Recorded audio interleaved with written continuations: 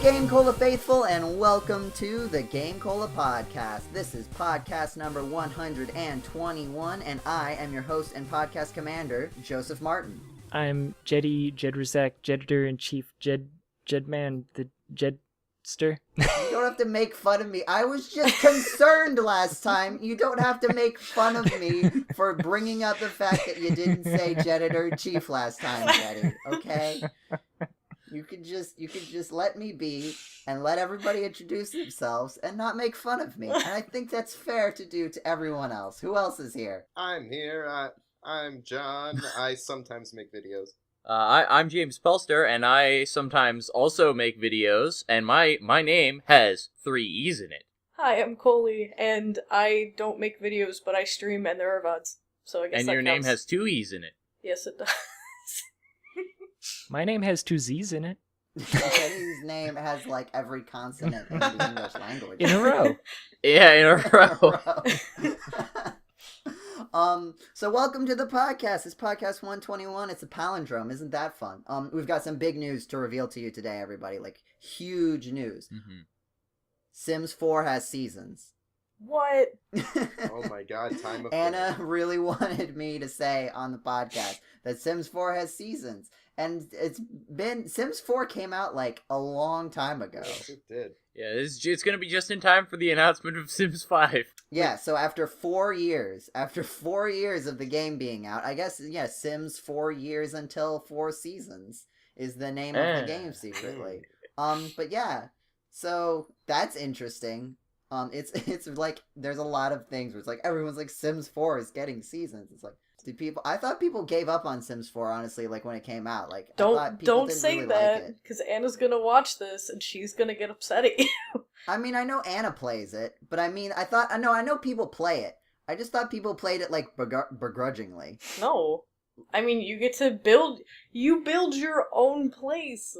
No, I'm not, this is not a criticism.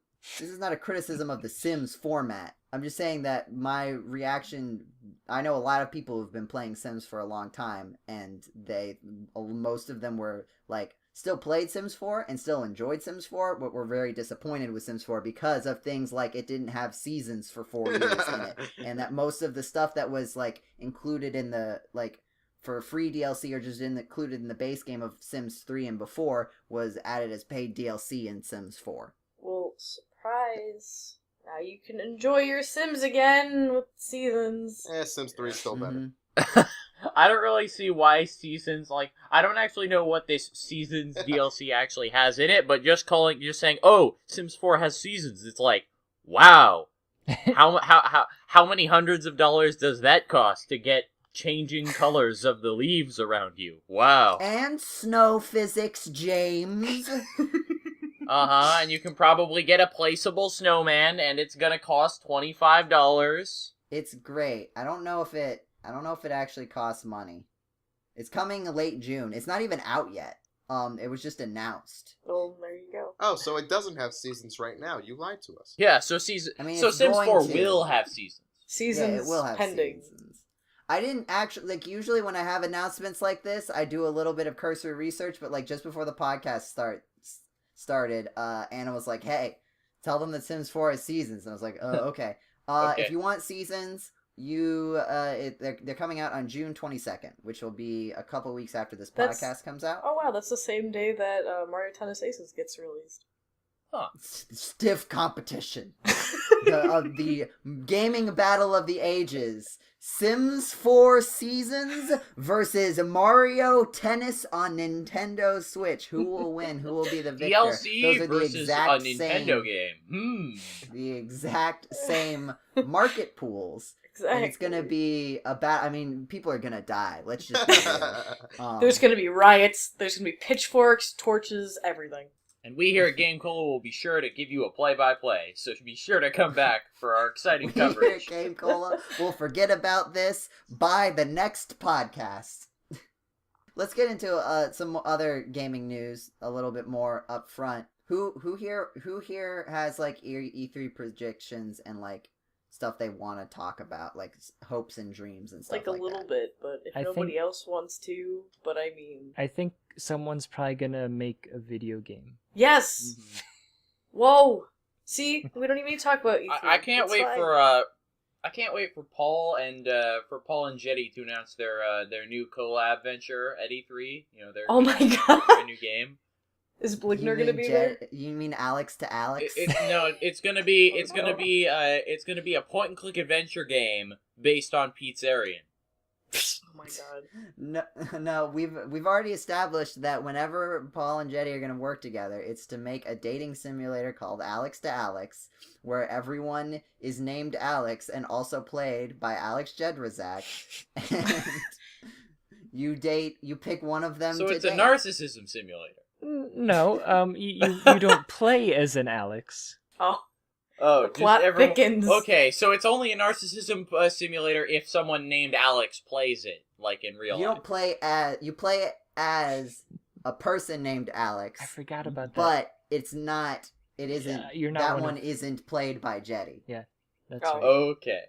That makes sense. Because remember, you're So- gonna have the name select screen, and it's gonna ask you to type in your name, and it'll change it to Alex, no matter what you type. That's awesome. Not even after, like as you're like every single time you press a key, like no matter what it is, it's just presses the next letter in the word in the name Alex. No, There- it should definitely be like South Park Stick of Truth. It's like, you have entered Alex. There is also Paul and I have been talking for several years about The Legend of the Seven Beards, a classically styled RPG. Yeah, I remember that. That's if you go and listen to the earlier podcasts, like probably in like the 30s and 40s, I think. That discussion shows up there. Yeah. Somewhere in there. I'd be interested to see that. Well, it's a podcast, so you can only listen to it. So look out for those And games next. at E3. Definitely. Colee, what are you excited for? What do you hope to see at E3? I really hope to see stuff about the new Pokemon game and also Smash. But I really kind of hope they don't talk about Mario Tennis Aces because they had the whole last Direct to talk about Mario Tennis Aces. So if they talk about it again at E3, I'm going to be a little bit upset, but I'll let them do it anyway because it's Nintendo and They do it. they'll do what they want. Is there a version of this story where you don't let them do whatever they want? Yes. Like you say, like I will let them do it, as if like you could have stormed up on stage, taken down the stream, and been like, talk about Pokemon. I mean, I might. I'm pretty feisty, so... You walk on the stage holding Mario's head in the headlock with a Nintendo zapper pointed at. Do not talk about Mario Tennis. Talk about something else, or Mario gets it. They're definitely gonna. There's no way they don't talk about Smash, even at least a little bit offhand, because having a that was the tournament. whole like Oh thing right. about Yeah, there is a tournament. the new Switch Smash, whatever form that takes. Like that was like their hook for the last Direct. So there's no way that they're not gonna bring it up. I am a little concerned that they just use it as the ending hook again. Oh god. But But it's supposed hopefully to. they open with it. It's supposed that to would come be out that would be though. some cool. Yeah. Like, so they can't do a little, like, another teaser thing where it's like, ha, here's a little bit of Smash by, because it's coming out this year. Like, they confirmed it's Yeah. coming out this year. Yeah, they're so. going to show a trailer, and then they're holding a Smash Brothers tournament, which is going to be the Switch version, like a I think they're pre-demo. Okay. also doing a Mario Tennis one. Or they're doing some kind of, I don't know if it's at E3 they're doing it, but they're doing some kind of, like, tournament with some demo for it. So they'll talk about Smash, and we'll see what form that's taking. Is it a remake or a port? Yeah, I really hope they Listen figure that to- one out. 2 podcasts ago to find out what we thought about that. So there's that Pokemon. I feel like we did hear rumors, and I don't know if you heard about these, Colee, but like that. Let's go Eevee and Pikachu. I think. Yeah, yes. something about that. Yeah. They're gonna try to mix up the format. Did they actually say they were gonna make it more like Pokemon Go, or did people just see the word "go" in Let's Go and be like, "Guys, here's my hot take of the century. It's gonna be Pokemon Go." Well, I want want to know where people like got the idea that they were definitely that this definitely means Gen 1 remakes, because I've heard a lot of talk Because- about them being Gen 1. It's like, yes, Pikachu and Eevee are both Gen 1 Pokemon, but unless it's a remake of of Yellow and the non-existent alternate game to Yellow, because Yellow, your rival, had an EV, but they would have to come up with an alternate color to Yellow or something. Or maybe they James. didn't, and that maybe they couldn't, and so that's why they changed the name. I don't know. James, it's this suspicious leak on the internet that very clearly couldn't have been faked in any regard. Yeah. So clearly everything needs to be taken at extreme face value, because even if it is true, it's definitely also the kind of material that Nintendo and Pokemon wanted to represent this game, because that's why it was leaked by accident and not on purpose. Right. Mm-hmm. I think I do think that they're probably going to try to mix up the format a little bit. I mean, they already tried to do that with Sun and Moon with the way they handled gyms. They tried to make it slightly different. So, like, I think bringing it to Switch and, like, having this weird, like, handheld but also console thing, it's definitely going to get weird for a bit. And I could definitely see, like, taking, like, the two, like, being safe and being like, here are the two most popular Pokemon. Start with that. And people will probably be on board. Because you either get Pikachu, and everybody loves Pikachu, or if you don't love Pikachu, you've got Eevee. And there's a... Like, and Eevee can turn into anything. Yeah, statistically, you like one of the things that Eevee turns into. Because there's like 17. There's like... And there'll probably be a new one, too. And it'll be you know... lamp type or something new. And it'll be great, and it'll be called Lampion. I think you need everyone to will love it. revisit. I mean, there's already Pokemon called Lantern. Maybe that's what you're thinking of. No, there's there's Chandelure, which is actually a chandelier. Well, yeah, but then there's Lantern, whose name sounds like lantern, which is a type of fish. light. Yes, it is a fish, but I'm saying it sounds like it could be a lamp. No. I'm still waiting for my fighting type evolution. Dragon type evolution. I'm waiting for my ground type. Wait, I bet you I'm gonna call it. If they add a new evolution, I'm calling it. It's gonna be flying type. I think That's what I'm guessing. The only things that I think that are like kind of confirmed, and maybe not even exactly confirmed for the next Pokemon, that this I think is like almost guaranteed that they're not going to be putting any more main game series Pokemon games on the 3DS. Like, they're done with I mean, that. that makes sense. That just makes sense. This upsets me. They said that Pokemon Ultra Sun and Moon was the best they thought they could get it to look on the 3DS, and they said, yeah, we're done. You don't need to get it to look any better, just get it to play just as good. I don't know. I know it's all just an excuse because I don't want to have to buy a Switch. Yeah, like, I get, like, that's fair. But, like, from a business standpoint... Yeah, no, I get it. I'm just complaining. You can get Detective Pikachu. Oh my god. Did you play Detective Pikachu? No, I saw the anybody amiibo. played I have it. It's I have hilarious. Detective Pikachu. I have not played it because I'm scared. James, you're letting me down. You're letting me down. I need to know. But also I don't want to spend the money on it. So that's what you're here for. All I know is the code name for the game is Bakery for some reason. What? What? That's all I know. Maybe it was going to be a cooking Pokemon game before. Like they a landed Cooking on Mama Detective. Pokemon Cross. I don't know. All I know is that like all of the games, I've looked at the game data itself, not at the Yeah, game while playing it. I just dumped it and like looked at all the files, and I know that the game's code name is Bakery for some reason. Maybe they were going to make it like Cooking Mama, and they called it Cooking Pikachu, and they're like, wait a minute. Oh, though. Oh, We have to. We're gonna have to refocus. Yeah, here. rethink Yeah. the whole How about thing. Detective Pikachu? That doesn't have any weird connotations, and that's the story of how Detective Pikachu was born. I think, John, did you say that you had other hopes, dreams for E3? I have something. Earlier this week, Walmart accidentally posted ahead of time what their pre-orders are gonna be, and Oops. they accidentally leaked what's gonna be revealed for some of the conferences. The first one was Gears of War 5, Forza Horizon 4, which no one's played, Just Cause 4, which I'm excited about, new Splinter Cell, new Assassin's Creed, which is expected, DLC for Destiny 2, Lego DC Villains. Villains. And then Dragon Quest Builders 2, and the long overdue Borderlands 3. Oh, wow. Oh, that's right. I heard about that. There's some pretty big ones in there. I know Just Cause 4 will mean that there's going to be a lot more posts on reddit.com/r/gamephysics. Oh boy. Yeah, Just Cause 3 was like so insane. Yeah, hopefully they lean into it, because I think that's like the game's like major selling point.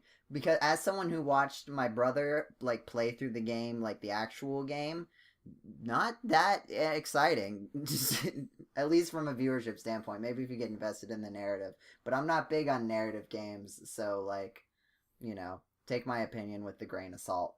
What were you saying? Oh, I was gonna say, I just thought of something that I am looking forward to it to hopefully see at E3, and that's Bowser's Inside Story Plus. Oh yeah, Oh. with like Bowser Jr. Because that is my favorite Mario and Luigi game of all time, the original is. And although I am incredibly disappointed that they skipped Partners in Time, You're the only one. I am still, and as much as it's like, well, it's just a remake, how much is it going to be? I am, and as much as I'm not a huge fan of the new art direction that they've taken the series in, I still like the kind of cartoony outline form. But aside from that, I do look forward to seeing it, because that game was just so much fun, and I want to see if they add something new to it that I will enjoy. And, and I've been meaning to play that game again, and hey, this is a perfectly good excuse to. As a fighting game fan, I am definitely looking forward, or hoping for, a Mortal Kombat 11 from NetherRealm. Mortal Kombat 11? They're up to 11 now? Yep, the last game was Mortal Kombat X, which was 10, technically. But yeah, NetherRealm's been doing this pattern where they do a Mortal Kombat game, then a DC game, then another one, and then... So yeah, Injustice 2 just finished. They had their Game of the Year edition just come out.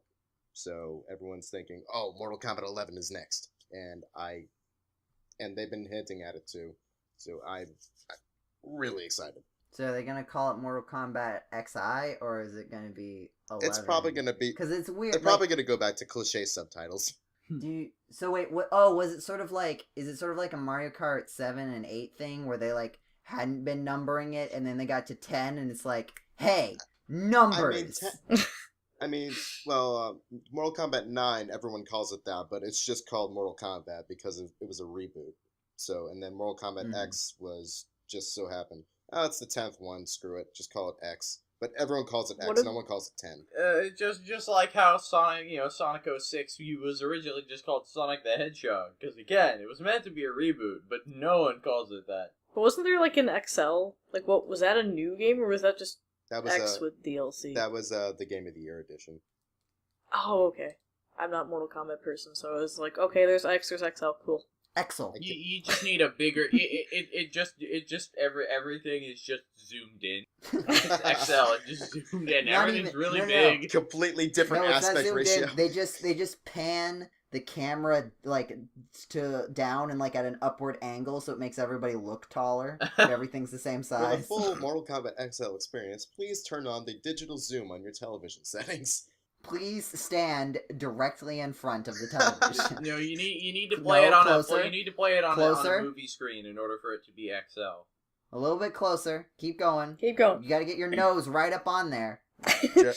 Joe, I'm blind now. Perfect. Yeah, other than Nintendo, I think that's pretty much all my predictions.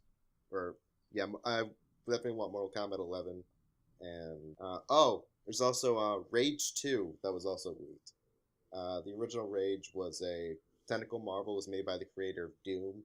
Came out in 2011. Not many people talked about it. Everyone thought it was just meh, but it did a lot for graphics engines and whatnot. So it's gonna be interesting. That's gonna be a thing. Oh yeah, and then of course, I definitely want to see the Final Fantasy VII remake, because we have not seen anything from that for like probably a year at this point. Well, because they had to start over.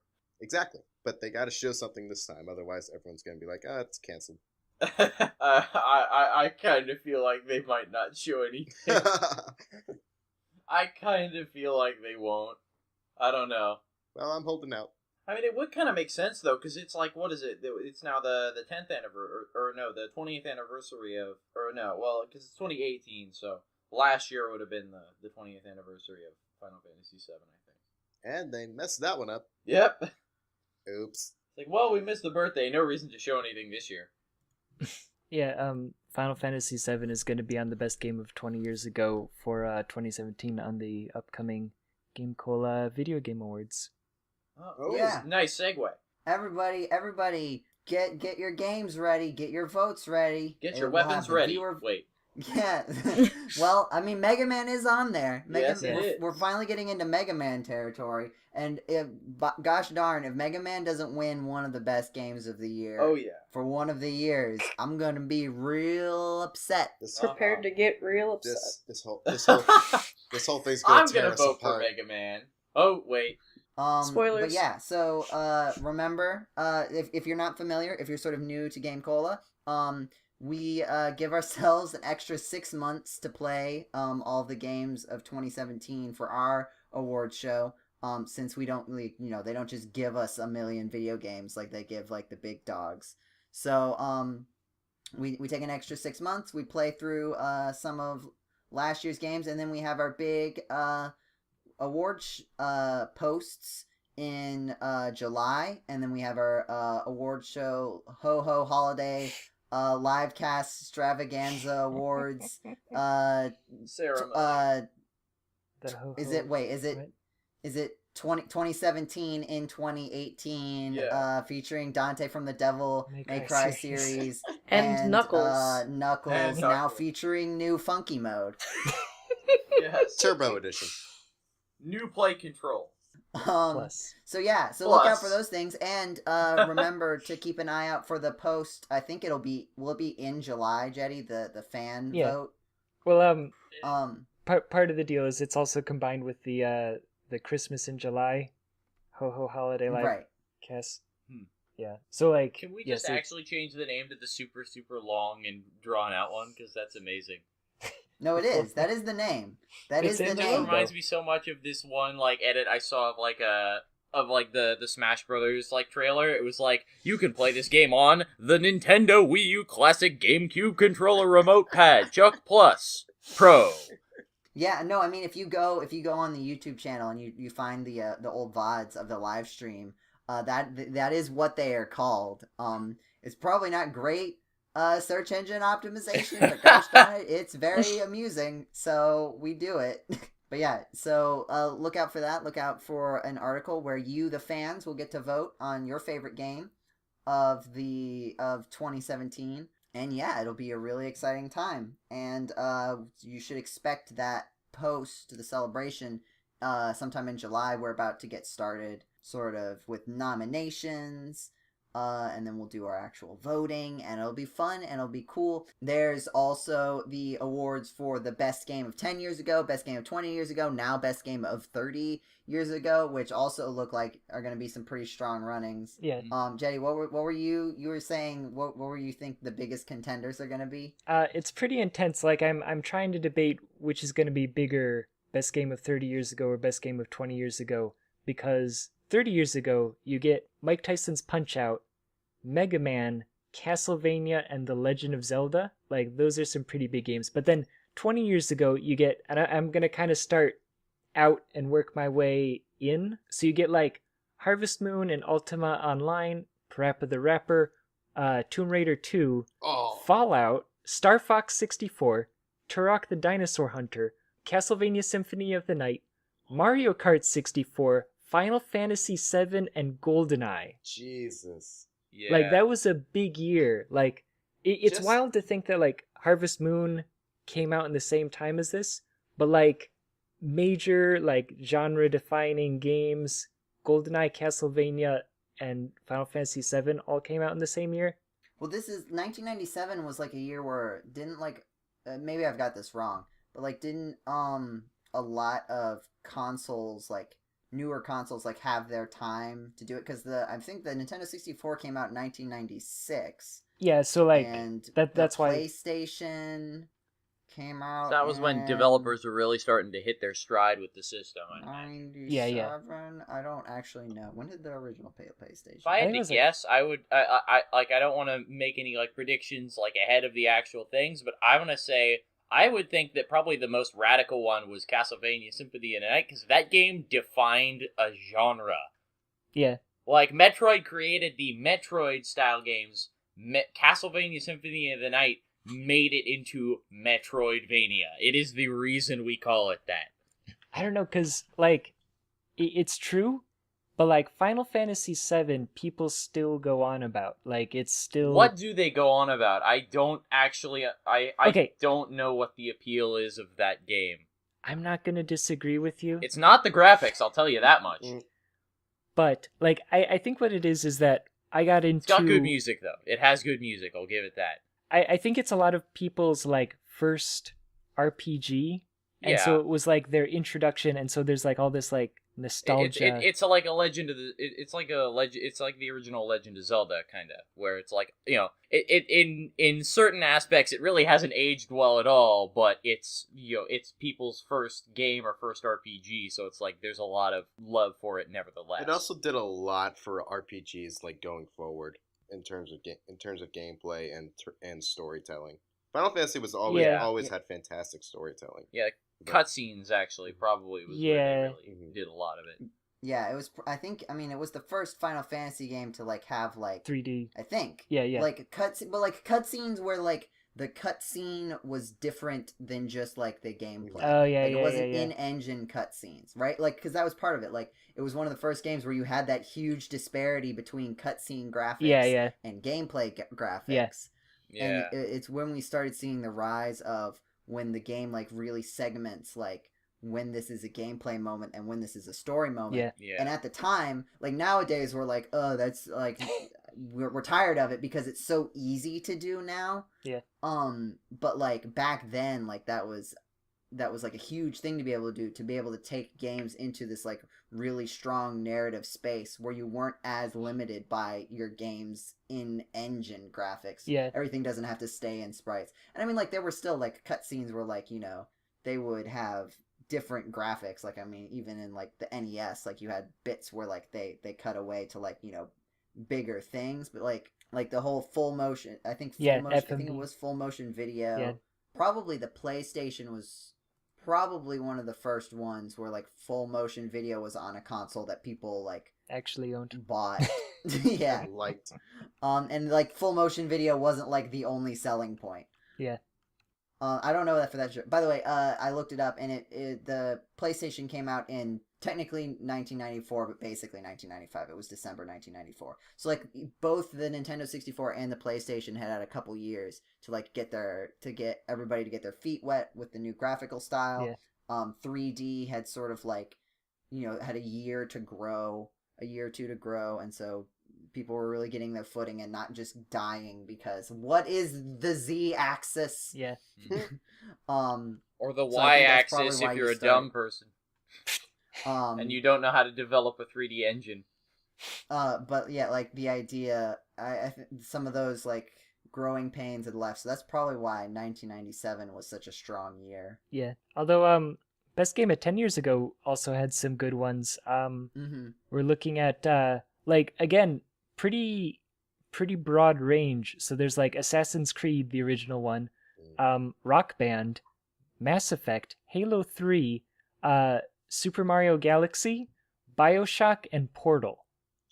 Yeah, those are some heavy hitters. Yeah, like, and Pokemon Diamond and Pearl. I don't know if that's one that... Oh, no. Those are good games. Well, here's my little spiel. I love 4th gen Pokemon Diamond and Pearl. Most people do not. I love it. I just think it's so absurdly... Like, it is purely the slowness of those games that are the only shortcoming, in my opinion. Everything else, the music, great.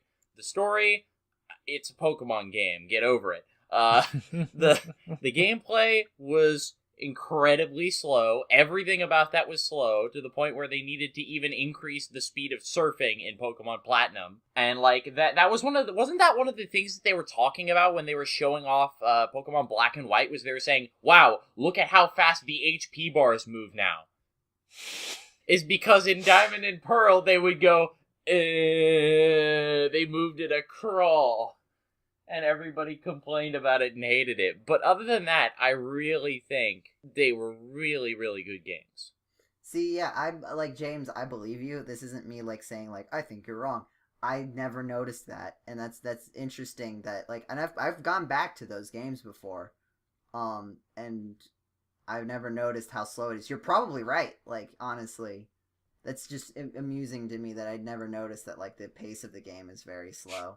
But yeah, like I think if a Pokemon game is going to win, I don't Probably know if not that Diamond one. and Pearl. The thing I really thought was cool about it was like it was a huge, and part of it, the issue with this is that like, this is a mechanics update, so like all the other games have it afterward too. But when they made and this is kind of technical for Pokemon, I guess a little bit, not that technical, but originally, the type of the move determined which attack stat you use. So all fire type moves were special attack, all normal Oh, that's type right. moves They were had physical. the physical special split in Gen 4. Right. So not just like, first of all, like that, makes the game a lot more complicated and like allows for lots of different strategies, but also they really went to town on like, okay, so what does a physical fire type look like? What does a special fighting type look like? And that's where you get things like Lucario and Infernape, which I'm cool with Infernape, even though Blaziken just happened, because Infernape is what Blaziken should have been. Blaziken was dumb Hey, in its original game. I love in Blaziken. From a mechanic you standpoint. shut up. From a mechanical standpoint, it doesn't make any sense to make a Pokemon with a very high attack stat and then make it part fire type. It could learn double kick. That was all you needed back then. We had double kick and we were happy with it. That's my point, though. And Sky Uppercut. Oh yes, ooh, Sky Uppercut. I forgot about that. Infernape had physical fire type moves, so like mechanically it makes sense to make this, and that's why you also got like all 3 starters in Gen 4 were physical, because all of the starters before that had been special attackers except like Blaziken. But I don't like Sceptile also didn't make sense. Sceptile had a high attack stat. I like Infernape's Infernape. Infernape is still one of my favorites. Yeah. But I'm saying like Blaziken, I think, is my favorite. And Blaziken's super cool now that the physical special split happened. He was cool back then too. Yeah, I mean he was cool back then just for different reasons. He was visually cool, but I mean Swampert's like, I love Swampert, but like Swampert from a design philosophy is also dumb. Swampert in Gen 3 was OP. Right, but like a ground type and a water type together doesn't like make sense. But it does, because it water types are normally weak to electricity, but it's a ground type, so it's actually null to electricity. I'm talking about from like what the physical special split fixed. Like there were no physical water type moves, so having a physical water type was kind of silly. But Swampert wasn't a physical water type. He had lots of special. But he had more attack, I thought. I'm looking this Swampert up wasn't right as now. Bad. Swampert wasn't as bad. Sceptile, though, was very bad, because Sceptile was only grass type. And I'm pretty sure... The only redeeming thing about that was that it was just super fast. Yes. Sceptile was fast. But, like, it wasn't good at other things. We're getting off topic. The point is that I like Diamond and Pearl, but I don't expect it to win out among those other things, because it's usually regarded as like the worst Pokemon generation. Portal all the way. Phantom Hourglass is also on there, and Metroid Prime 3 Corruption. Not going to win. Also, both not games going I to haven't win. played, but I wish I could play about... Prime 3. I wish I could play Prime. Oh yeah, that's also one thing I'm looking forward to for E3. Metroid Prime 4. They're gonna show that off. Oh, that's right. Woo, Metroid. But we know literally nothing about that, so there's nothing to talk about. Hey guys, who's ready for a fan mail? Oh, do we have one? I am indeed ready. We have a fan question. Coming from GameCola Superfam. Mom is the boss. Thank you. For your continued patronage. The question reads: I recently finished drawing the students from Danganronpa 2, which if you've listened to previous podcasts, you've heard. Her mom's sort of talking about this art piece that she's working on, and came across something odd. As I had to draw the entire class, I also had to draw Mahiru, a character whose design I loved, but personality despised. She's obnoxiously rude and sexist. While drawing her, however, I somehow began to feel like I saw a new side of her, and upon completion, I had completely changed my stance of hatred for her to being that of tolerable. This only proceeds to get even more complicated as I began playing through the game again and began hating her even more than I initially did. So, hefty paragraph aside, have you ever had a change of heart for a video game character only to have them reinforce the initial stance that you took? Which I'm gonna, first of all, James, John, I don't know if John, I don't think you can talk about this because this is from the second game. James, do you want to speak to this example a little bit? And I'm also just gonna say up front, I don't play narrative games, so like having opinions on the characters is not something that I often have the opportunity to do. So I'm probably not gonna have a lot to say on this question. Well, I can say here, this is not so much answering the question that is being asked, but just kind of more elucidating what they're talking about. So this character, I can kind of see where they're coming from. This character is kind of a split. People either think that this character, she's very uninteresting and just kind of bland, boring, and a little bit annoying, or they say that she's really, really nice. And that, like, they really like her because, like, she's not, while she is kind of naggy and annoying sometimes, they're saying that the reasons for her, like, the motivations for her to kind of act this way are good, and that once you understand that, it kind of makes you see it in a new light. But I can kind of see why. This character, they do kind of tend to elicit that kind of response from what I've seen. Is it kind of a situation where, like, some people are like, and this may be completely off base, but like, you like the difference between like liking a character from a narrative standpoint and like liking a character as a person? Like, is it sort of that kind of dichotomy where it's like, I think this is a really well written character, who's like has strong motivations and like is really well rounded and serves the story really well. But like as a person, I do not like them because they are like they're mean or obnoxiously rude or something like that. No, I wouldn't say that. I would say that there are certainly characters like that in Danganronpa, especially in more so in I think Danganronpa 2 and Danganronpa V3. But this character, I think it's more just a preference or kind of being able to resonate with their motivations. Like, I think the character is well written, and I think it, they serve their story purposes well, etc., etc. Because at least from my perspective, this character starts out being kind of obnoxious and rude, to you. Obnoxiously rude, even. Yes, obnoxiously rude. And they say sexist because this character is a girl, and I wouldn't necessarily say sexist. She says to the guys, like, who are in the group, like, she says, hey, it's your guys' job to help keep us safe. Which is a little bit of an odd thing to say, I agree, but it's not like, the sexism is not the intent. It's more like, hey, you're the tough guys.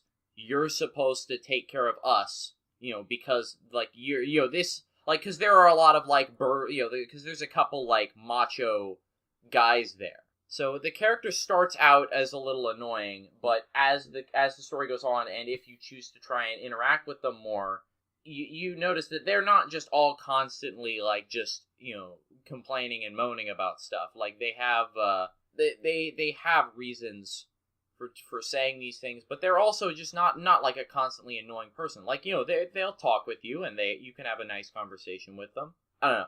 In my personal opinion, I actually like Mahiru. I didn't initially like them, but with her, it was more of a case of I really didn't like her at first, but as it went on, I actually started to really like her. She's not like my favorite, but like I said, I can see why perhaps your mom is a boss still dislikes her. It's kind of a matter of how much you really resonate or can agree with their motivations and their reasons for acting the way they do. So people who've played narrative games, like is it common to like have I guess like the idea of like, oh, the game says that this character is supposed to be like this, and like they're trying to get you to like not like them or like them a lot, and then like plot twist, they're actually bad or they're actually good. I guess maybe another view of this question is there ever a time where like they try to do that like reversal of like, oh hey, actually, but this, and so you're supposed to like them now. Where you were like, but I don't though. Like I still don't like John them. knows all about that. Sayaka from Danganronpa 1. It's a character you're supposed to start out liking, and then later it's just kind of like, and John just the whole time was just nope, constant hate. But actually, though, so to go back to the question a little bit, there is actually, I think the only time I've actually, because I play a lot of narrative-driven games, a lot of visual novels, and a lot of stuff sort of similar. I've had a lot of cases where, like I said before, kind of similar to my experience with Mahiru, where I initially dislike a character, I initially like a character, and then my opinion changes drastically. But the only time I think I've ever had my opinion drastically change and then could go back to what it was before is with a specific character in Danganronpa V3. I'm not going to say any more than that, but there is one character who I started out feeling a certain way about them, and then I completely changed my opinion of them, and then very quickly changed my opinion right back to what it was before. So, and that's all I'll say on the matter to avoid spoiling anyone listening, as well as to avoid spoiling John. John, I want to hear more about this character that you were supposed to like and didn't, maybe? Yes. We can both kind of explain. I can kind of explain, like, what I think what I think the writers intended you for you to feel, and then John can say what he thought. I fully see what the writers were intending, but so in Danganronpa 1, there's the first character you meet is Sayaka, and she seems really nice and whatnot, and then slowly the game as you're talking to her, she says, "Oh, I went to the same school as you. I've always wanted to talk to you, but never had the chance because I was just too popular." And right there, I'm just like, that is totally unrealistic. If you wanted to talk to him, you would have done so because you're the most popular person in school. You could do whatever the hell you want. But the conversation still kept going, kept being melodramatic, and the game kind of forces you to talk with Sayaka, like for like story reasons and just like general plot advancement. The game kind of pairs you up with her because they're expecting you to view her as like, oh, it's this super cliched, oh yeah, we went to the same school, we could have been a thing. We knew each other all the time, but one of us, was never able to like talk to the other until now, and so the game pushes this relation, this sort of budding relationship very hard at first. So, but this whole time while we were playing through all this stuff that is supposed to be, kind of cute and maybe a little bit heartwarming, is like when you view it from this different light of like, I don't like this, it just completely changes how you view this whole segment of the game. It feels so manufactured the way it's executed. Like, yes, and I think that was probably a fault of, I don't know whether it was the fault of the translators or whether it was a fault of the initial the initial writers, but I can say that yes, if you've played the game before and you don't, and if you've kind of seen that kind of plot or that kind of occurrence before, then yes, it really does start to look kind of recycled when you just kind of take a step back and look at it, but it was actually, I have to say, this is still on a bit of a tangent, but it was just awesome seeing John's reaction to that, because that was so different. Danganronpa was the first visual novel I ever played, or any, the style game, visual novel style game, that I ever played, and so I was not privy to a lot of these cliches and other stuff that you generally see at the time. Mm-hmm. So my memory of all those events is just so vastly different from how he saw that, and that was just really awesome to be able to see just this completely opposite perspective of something like that. John, give me a play-by-play of like sort of your narrative journey through this character and like what the game wanted you to do. Like, because you started out somewhere and ended up somewhere where the game I don't think wanted you to be. If I remember correctly, there's like basic introductions. The game hints at she seems kind of familiar, but then like the main character gets interrupted by another guy, and So that's a plot thread that's introduced. But granted, it's also introduced with another character, and James pointed out in the video that when it's hinted at with the other character, it's never brought up ever again. Like, one of the characters says, huh, have we met before? And then you say, no, I don't think so. And then she's like, oh, I'm sorry about that. And then that's the end of it. There's literally nothing more to that. So when it goes back to Sayaka and you start talking to her more, it's like she's saying very sweet things, but it's like she starts out sweet, but it's not realistic. To me, it doesn't seem realistic. It doesn't seem natural. It's too good to be true, kind of. It's too sweet, almost, if you're kind of privy to these things.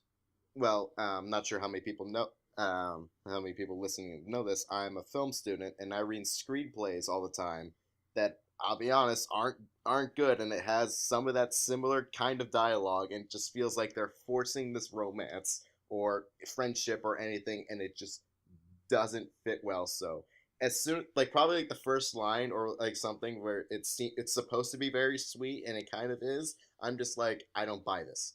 And as soon as it kept going and going, I just kept hating it more and more and more. So, ugh. So basically, bottom line is John has been scarred by bad film scripts, and so as a result, he could see right through all of this this very cliched intro to Sayaka's character. And then, is there like a twist? She's very sweet to you. She sets up like a whole bunch of stuff, and then like the next day she gets killed. Shockingly. So she's the first victim of the whole game. So the whole thing is supposed to be, oh my gosh, like she couldn't have done this because we talked about doing this, that, and that, and then it's just revealed slowly that she's been manipulating you this whole time as you kept talking to her from the moment you met. Which is a good twist, actually. It is a good it subverts the whole, this is, it takes the whole cliched love story and turns it into something sinister.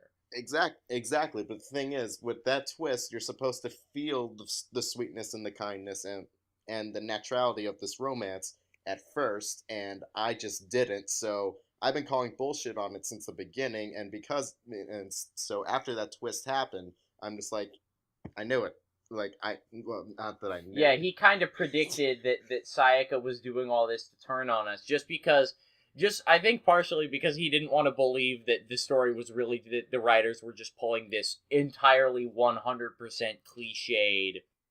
Because there was good dialogue, which he was right about, too. But it's not something you would naturally, I think, it's not a conclusion you would usually jump to unless you were thinking that way. I do also appreciate bringing in like a film studies aspect or a like perspective to this. Yeah. Like I think we had, I mean, this was back like when I was in control of the podcast before I was overthrown, that we were discussing the whole concept of like, whoa, video games is art and all that. But like, if you talk about a game that, quote, has a good story, what does that mean? Because it's still like a game with a good story is still kind of like below the story level of like a movie with a good story. But like when you build in the aspects of like, well, you're in control, you're like part of the character, you're more involved, like it gets some passes. I don't know, I guess hearing kind of a like coming from the film background is an interesting perspective for me to hear from. Yeah, especially for that stuff. That's the thing though, any movie or any game, it could have a fantastic story, but I always say this, it all depends on execution. Like for a film, it depends on the cinematography, it depends on the pacing, depends on the music is a huge part of that. And for a video game, it comes down to the gameplay also. It really is. So like, I'll say this, the story in Ace Attorney, every single one of them, it's over the top, it's stupid. I'll say that right now. The stories in Ace Attorney are so stupid, but the execution. There's a term for this. It's stufective. But it's stupid, John, but effective. I'm not gonna stop you, but like choose your finish this thought very carefully. Yeah, but, like okay. I said, go with my terminology. Call it stufective. Exactly. It's stupid but effective. Exactly. So, but since the gameplay and the music and the anime style, it's all equally as over the top, and it's just so enjoyable and satisfying the whole way through. it's still, and because of that, it's one of my favorite games of all time. Because it sets a tone with the story, it commits to the tone, and it just has a ball with it. On top of being an interactive visual novel that makes you think all the time. But there are times during the actual game I was like, there is definitely like some things the game wants me to do, but I'm thinking through a purely logical standpoint. It's like, no, why would he do that and this? And then I select the piece of evidence that I think is right, and it says no, and I'm either thinking 2 steps ahead, or the game just completely ignores that because that's not what they want you to think. Yeah. Takes 20 minutes to follow a 2-second line of logic. Exactly. Much like Danganronpa in some cases. Oh yeah. But didn't we say that in like episode 2? Yeah, we were saying it's like your character wakes up in this, like he just got knocked out, and then he wakes up on a bed, and they had discussed dorm rooms before. So he's like, I woke up in this bed. I investigated and found a key with my name on it.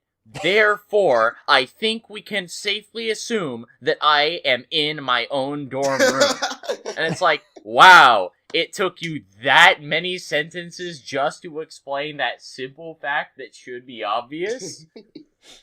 And that's the thing, though. Ace Attorney also has good writing behind it, because as well as crazy and stupid as the stories are, the dialogue and the interactions all feel... They're equally as over the top, but they also feel natural because the game commits to that's the world that you're in. It feels natural for that. Yeah, world. It's like they feel natural for that world. It's like this is the tone that this game is set, so therefore these ridiculous things that these characters say sometimes feels very fitting for such a bizarre and wacky environment. I think we've gotten a bit off topic, though. What was the question?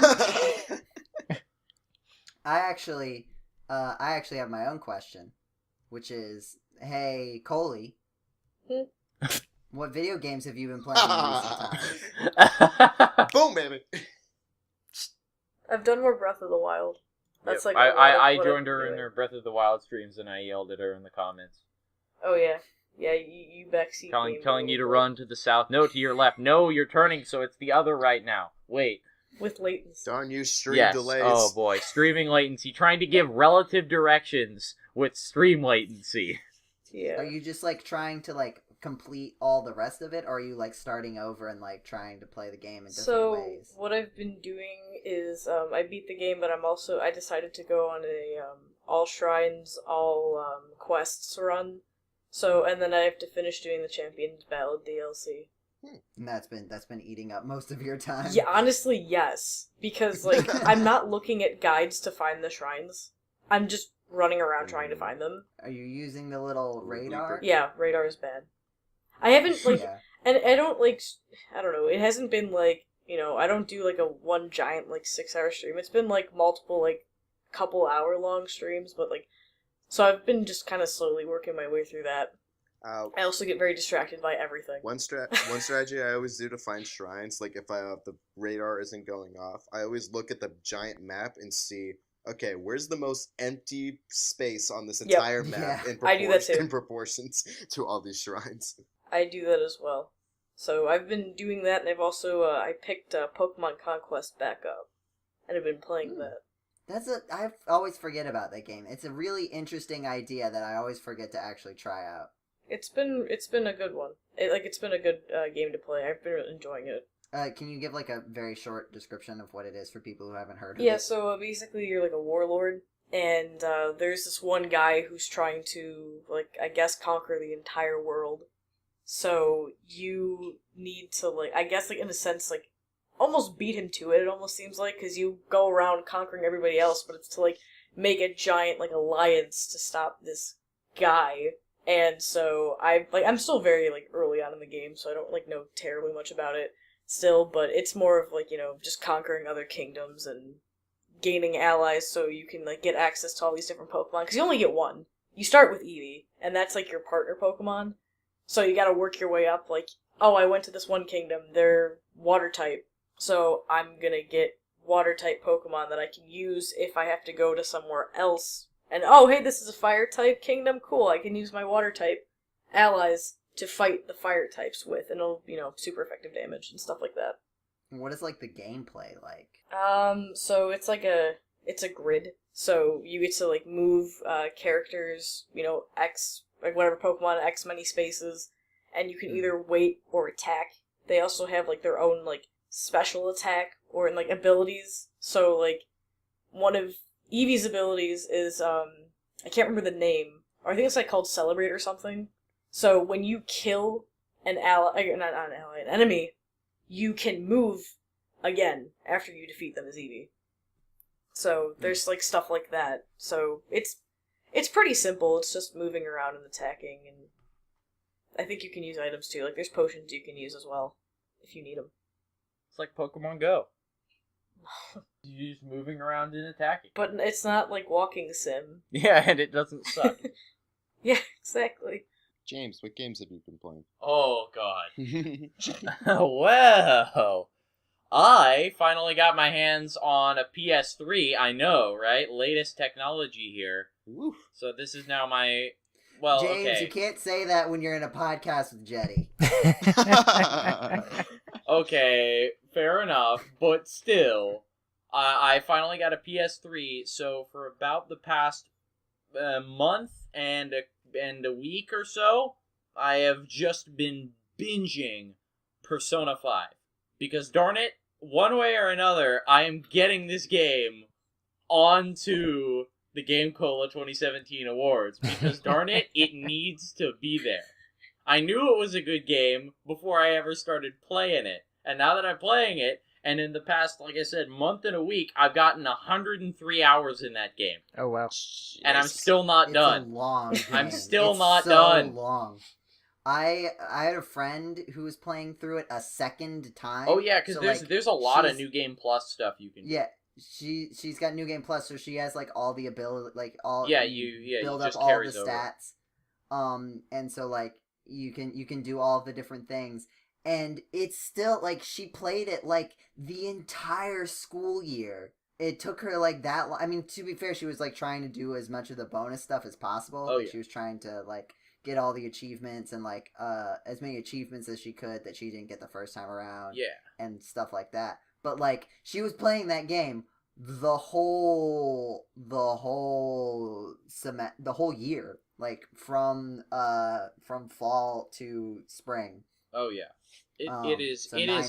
fantastic, and it is just, it's so easy to do that. Like there is just so much in that game. Not that it's like it's not some kind of big open world game where it's like, oh, there's your possibilities are endless. It's like, no, the possibilities are finite, but it is extremely motivating to get you wanting to do all of this stuff. Like, if you are the kind of person who likes these kind of games, you will just have an absolute ball with this game. It's so much fun. The music is great. The graphics are stylish, more than anything else I've ever seen in my entire life. And it's just a blast. And when you win a battle, you run around in a circle. Because... Well, unless you defeat him with an all-out attack, in which case you get this awesome, cool pose that they strike. Yeah, but usually you just run around in a circle. Nah, well, not if you're good. Not if you're good at the game. Sorry. Yeah, but so just like briefly, it's Persona 5 is like this RPG, and it's sort of split into these two categories of like, where you go into people's brains and fight monsters that represent like, their inner demons, and it's all like allegorical, and it's like, oh, this is what this represents about You're this trying person. basically take down these people who are trying to take advantage of others. And it's split into two parts. There is, it's a JRPG with it's in the Megami Tensei series, so it's got a very special battle system, kind of the way that the battle system works and the general mechanics of that.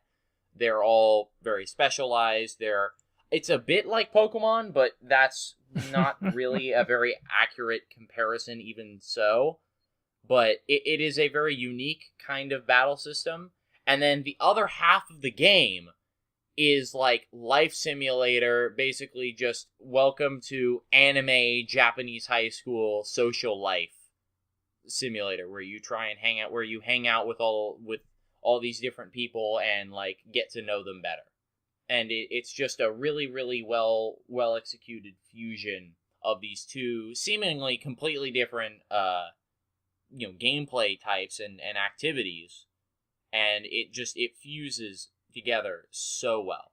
So yeah, but that is literally pretty much the only game I've played for the past at least month. So Joe, what have you been playing? I have been playing, most recently, like literally just before the podcast, I started playing Sonic Mania in order to get prepared for the year-end awards, get another sort of game under my belt, just like you're sort of working on Persona 5 so that you can, get into the awards ceremony. It's been alright so far. I've played some Sonic games before on like Sega collections and they haven't been super my jam. This is sort of in the same thing where it's like, it seems like a very good presentation of what Sonic is, but also Sonic just isn't something that I like as much. But again, like part of Sonic is like you're supposed to replay it a bunch and like get good at going fast through the levels because you know what you're doing. Mm-hmm. Speed through skill. So I think, yeah, so like that's part of it. But I think I've gotten like, I don't know, maybe halfway through the game. I'm not sure. So aside from the gameplay and whether it's your thing or not, what do you think about it, like presentation wise, etc.? What do you think of the game, of the other aspects of the game, visually, auditorially, just overall presentation, and how much content is there, etc. Well, I haven't beaten it, so I don't know. I can't really speak to the amount of like content in it and whether or not it's satisfying. True. There's definitely some highlights of presentation. I love the stages where you're getting the Chaos Emeralds and you're like chasing them in this 3D thing. Oh yeah. I think that might be from a different Sonic game. I don't know. It's supposed to be reminiscent. It isn't a direct. I think they ripped the Sonic model, like the super low poly Sonic 3D model. I think they did rip that from like Sonic R from the Sega Saturn, I think. But or maybe it was like Sonic R or Sonic Jam or something like that on the Sega Saturn. But it was supposed to be like reminiscent, I think, of the stages in Sonic CD, sorta, kinda ish. Yeah. But like, yeah, so like that, those are fun. The colored balls, which I think are from 3. Oh, it's definitely the the blue colored orb balls. thing? The blue orb. Yeah, that's definitely that's lifted Sonic 3. straight from one of them. Oh yeah, that is a straight rip from Sonic 3. That one's less fun, but like still interesting. And then like visually, it looks really cool. I like some of the bosses are really creative. There's one there's a Puyo Puyo Tetris boss where you just beat Eggman at Puyo Puyo Tetris, and it's really more of a spectacle. Like I played terribly at it because it took me a second to like get into the groove, and I was awful, but he still Is lost this like really bad. Dr. Robotnik's Mean Bean Machine? Yeah, that's basically. I think it was a reference to that. Bean Machine. But yeah, so it was one of the bosses was like a reference to that where you just play that. And that was that, and it's got fun stuff like that. There's still some like frustrating things in it. When Sonic wants you to slow down, it's like, I mean, I can, but like that's not really the point of this. And some of the bosses are a little weird. Like pretty much all the bosses are very gimmicky, which sometimes is really cool and sometimes is really not. And I think my major complaint is that pretty much every boss so far only does one thing, or does like a couple things, but they're all really simple, and so they're not quite as interesting as like maybe something where it's like, well, after you hit it, a couple times, like it changes a lot. Some of them have mixed it up. Like there's the weather boss that's kind of interesting, but it still kind of just goes in that one cycle and doesn't get like harder. So I think like that could have been sort of updated better, or not updated, but like just handled better. We'll see, because like the thing about Sonic games is like, especially for me, it's like it's really the final levels that like make or break it, where it's like, this is where I've stopped having fun. Once you get to a certain level of difficulty, is usually where I've bailed on Sonic games before, because it's like, this is hard, and it's not necessarily unfair, but like it's not hard in a fun way. So I'm gonna stop. But we'll see what I get to. I've also been playing the Stardew Valley multiplayer with my friend Dana, who's been on podcasts and mentioned before, and it's been a lot of fun. I mean, it's basically just Stardew Valley but with two people, and that's kind of the whole thing. But it works well. I don't know. Has anybody else been doing that? I played Stardew Valley for a little bit, but I just got so wrapped up in other games and other stuff, I have not come back to it. I've been meaning to, because I did enjoy it. I wasn't like floored by it or anything, but I thought it was just kind of a nice, relaxing, fun little thing to do. But the introduction of multiplayer definitely makes it seem like it's gonna be where things get really interesting. But yeah, that's where I've been at. Jeddy, what video games have you been playing in recent times? So two things. First, a couple of nights ago, we went over. They have like an arcade bar here in Salem. Ooh. And would you call it a barcade, perhaps? You could, in fact. Bit Bar here in Salem. It's literally bit.bar for the website. But it was fun. Ate some good food. Played a bunch of video games. I got like a lot higher score than I thought I would in Qbert, but mostly because I think everyone who plays Qbert is really bad at it. And then, oddly, okay, so I grew up with Teenage Mutant Ninja Turtles 2, the arcade game for the NES, which is, like, it's a classic, but I did not realize how different the actual real arcade game is. Oh, yeah, no, it's straight up like TMNT4 or Turtles in Time. It is straight up Turtles in Time. But also, it's way shorter. It's missing, like, half the levels. Yeah, that was because, I believe I've read up on this actually, but since they couldn't replicate the presentation of the arcade game on the NES because it's the NES. Yeah. They just made more levels. Not to just change the title, and yet they decided to still call it the arcade game. Yeah. Is the NES version 4-player? Like, can you plug a 4-score into it? Oh, I doubt it. I don't think so. I highly doubt it. Which one had more levels, the arcade or the NES? No, the NES game had like double the levels. Like, I was surprised when we got to the end. To make up for the lack of presentation. Yeah. Yeah. But yeah, like, other than that, I have actually been playing a game recently. I bought a whole bunch of games while I was in Japan. Ones that I'd heard of, or like they're supposed to be classic RPGs, or like just ones that were totally out there, and I was like, this box looks amazing, I'm getting it. But I've been playing Romancing Saga, which it's like it's a name that like you're like, oh yeah, I've heard of that, whatever it is. And I really think I would have really enjoyed this game if it had been released in the States when I was a kid. Like, there are a lot of it's a weirdly open world game for being like a really how old is it? Like what system is it for, etc.? Super Nintendo, and it's like an early Super Nintendo game. Like, wow, really? Yeah, like, I would guess it was out in maybe 91. Like, I can go look it up real quick. Yeah, it says 92, but, like, the graphics are maybe on par with, like, Final Fantasy 2, like Final Fantasy 4. It's not that impressive looking, and, I don't know, the story's kind of hit or miss because, again, it's open world, and you can, like, pick one of 8 characters and all this stuff. Like, there's a lot of things going for it in terms of design. Like, the battle system is really cool because, like, unlike Final Fantasy or, like, Dragon Warrior or something where you have, like, a set, your characters all stand in a row and they kind of attack, one at a time. There's, like, a grid formation. Like, it's not really a tactical system, but there's a lot more to, like, you can see all the enemies on the screen, like, when you're walking around on the map. And the, like, angle that they come in at is which direction it, like, rotates the little square of, like, where everybody is. So, like, if they come at you from behind, your characters will be in, like, the wrong order.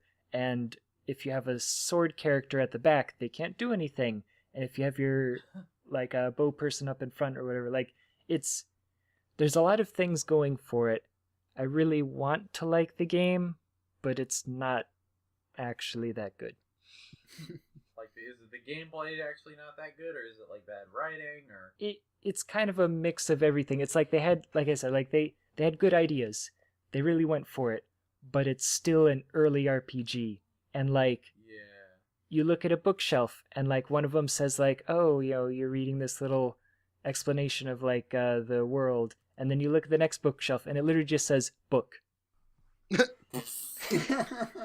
Nailed it. And it's like, okay, yeah. Well, that's what it Somebody said. forgot to type something there. You open it and it just says book, and you're like, You turn I don't disagree. flip through all the pages. They're not Sample not text. technically All wrong. 300 pages just have the word book on it. Oh, or like the weapons. A bunch of the weapons have like fantasy names. There's like the Garl sword and like the Verni sword. And it's like, well, which one's better? Because there's also the Garl spear and the Verni spear.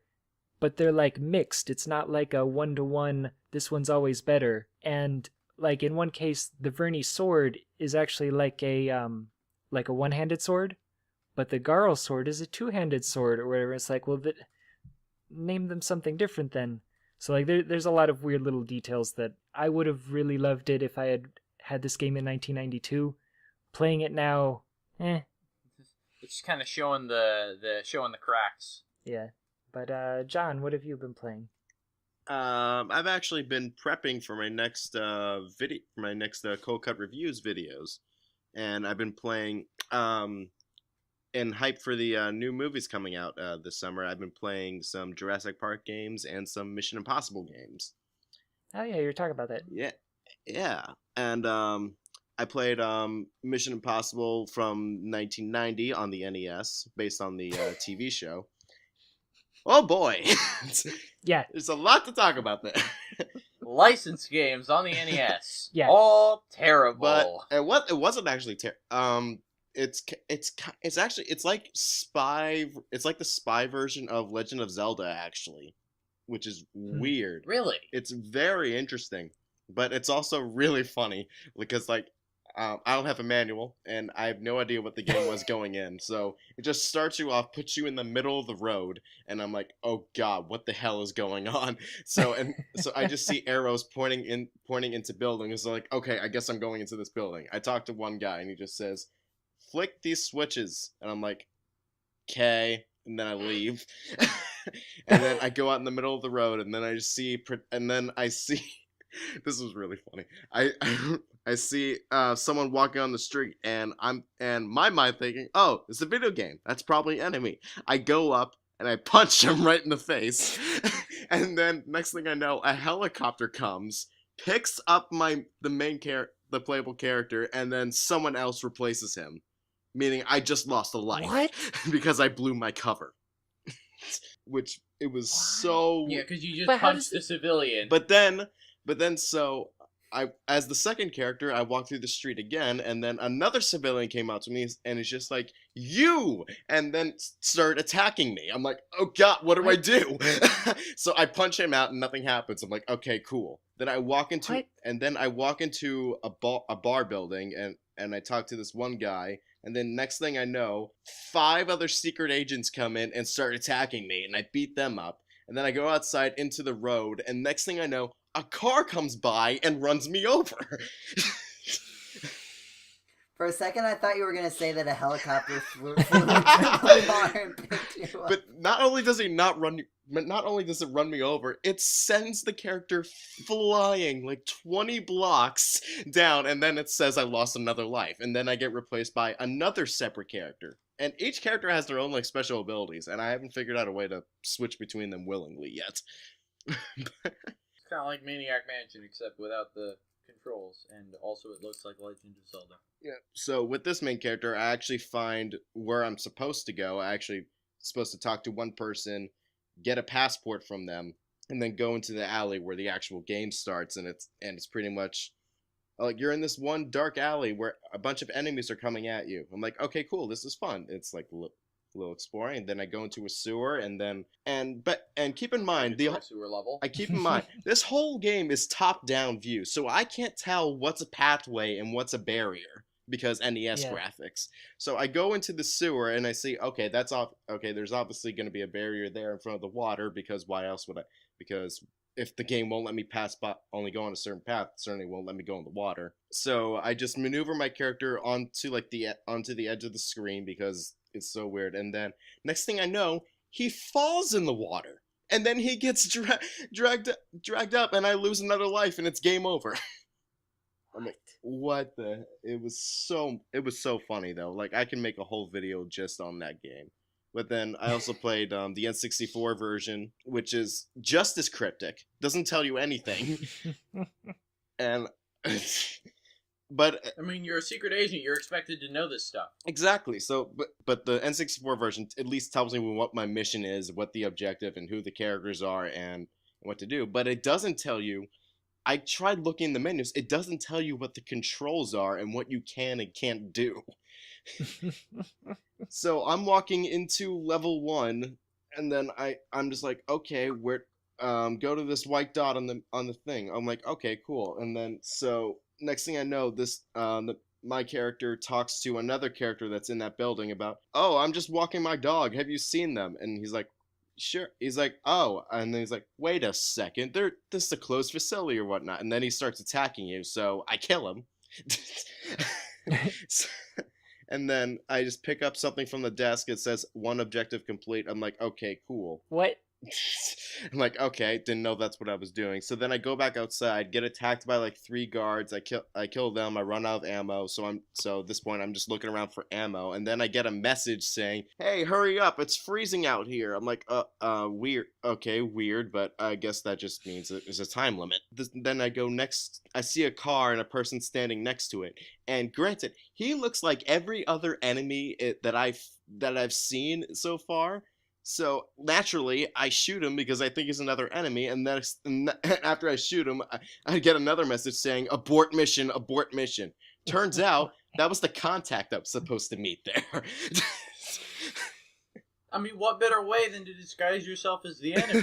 It's a good point. This The is a enemy spy will mission. just think you're one of them. They're not gonna. Yeah, you. it makes sense, but he just looks like every other enemy I have seen so far. I'm like, okay. It's also generic N64 graphics, Exactly. so that was probably the best they could do. Yeah, exactly.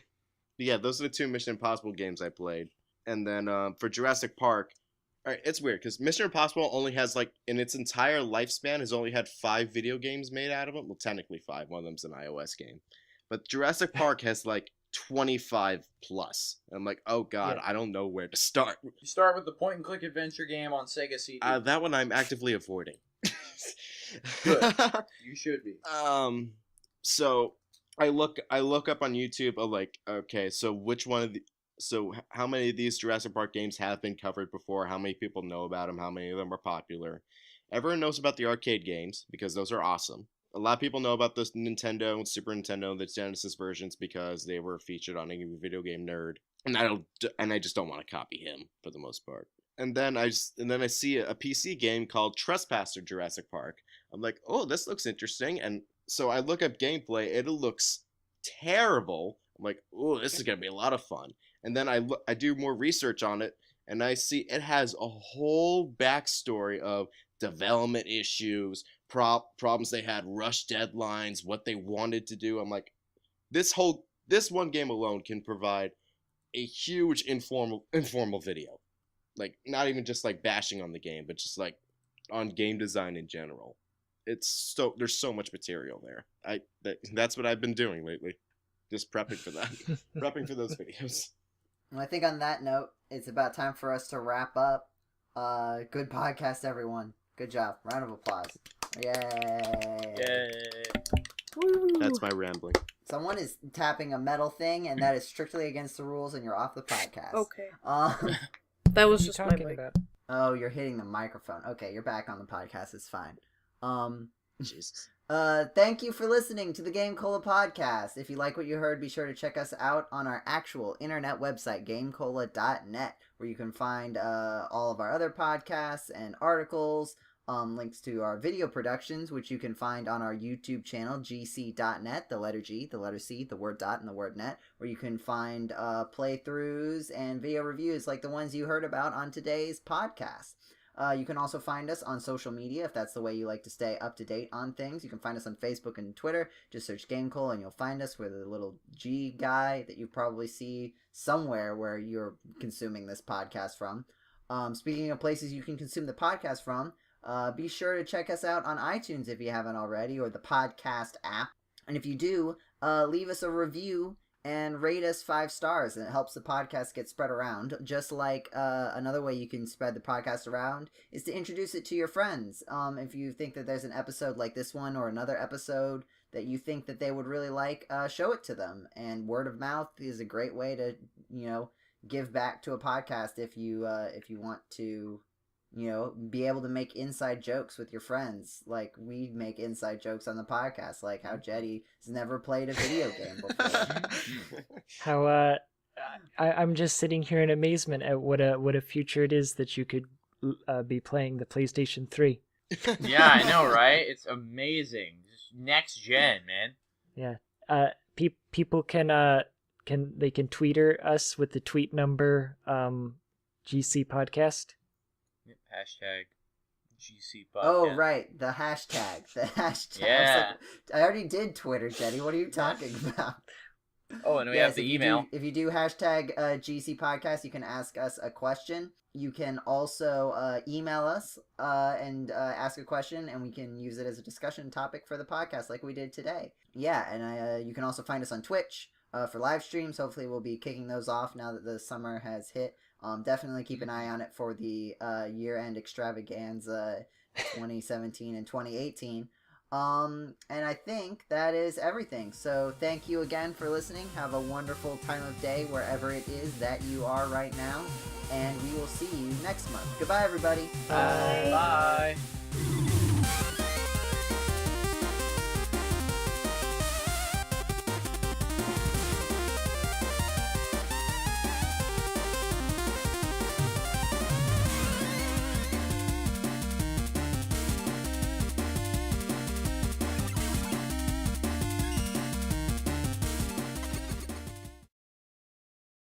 And there's also the awards for the past game of 10 years, best game of past. I'm gonna edit that and start that again. Ahem.